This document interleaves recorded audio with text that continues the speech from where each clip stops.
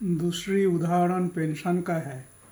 Pension योजनाएं जैसे वृद्धावस्था पेंशन, विधवा पेंशन, दिव्यांग पेंशन पंचायत स्तर से ही शुरू होती है।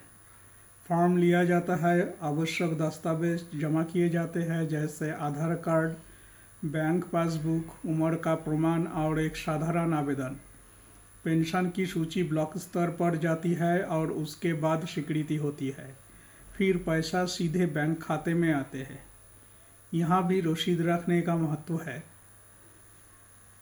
एक सच्ची घटना है कि कैसे एक बुजुर्ग महिला ने अपनी पेंशन 2 महीना बंद होने पर तुरंत पंचायत कार्यालय जाकर खाते की जानकारी अपडेट की और अगले महीने से ही राशि फिर मिलने लगी। नागरिक अगर प्रक्रिया जान ले तो किसी को बार बार चक्कर नहीं काटना पड़ता। तीसरा उदाहरण आयुष्मान भारत कार्ड का है। ये कार्ड के बारे में आज के दिन में हम लोग बहुत लोग जानते हैं कि ये कार्ड किसी बीमार व्यक्ति को जान बचाने का अधिकार है। जब कोई बड़ा इलाज चाहिए होता है तो परिवार कर्ज में डूब जाता है। आयुष्मान कार्ड परिवार को इस स्थिति से बचाता है। इसे बनवाने के लिए 2 रास्ते हैं, गांव में लगने वाले कैंप और कॉमन सर्विस सेंटर यानी प्रोगा केंद्र।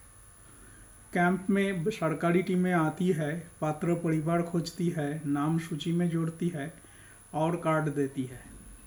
कॉमन सर्विस सेंटर केंद्रों पर आधार से सत्यापन होता है और कार्ड बनाया जाता है। मेरे अनुसार चाईबासा में हम लोगों ने देखा था कि एक परिवार का अचानक बीमारी हो गई और अस्पताल में आयुष्मान कार्ड स्वीकार कर लिया।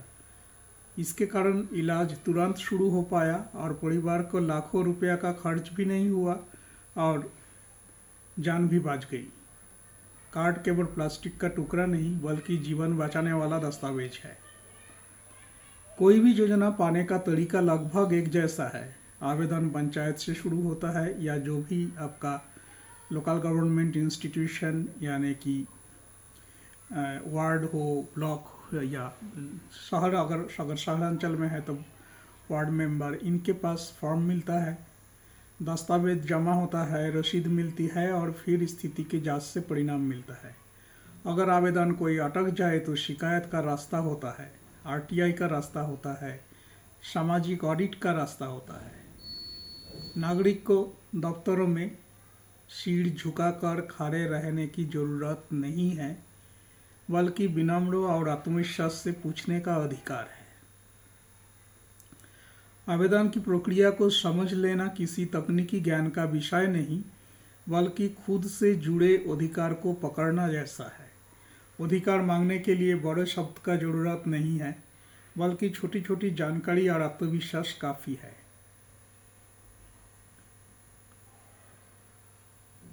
अब अगले हिस्सा में हम लोग बताएंगे कि अगर आवेदन अटक जाए या लाभ ना मिले तो नागरिक अपने अधिकार की रक्षा कैसे कर सकता है। ये हिस्सा अधिकार की रक्षा यानी जवाबदेही की साधनों पर आधारित है। धन्यवाद।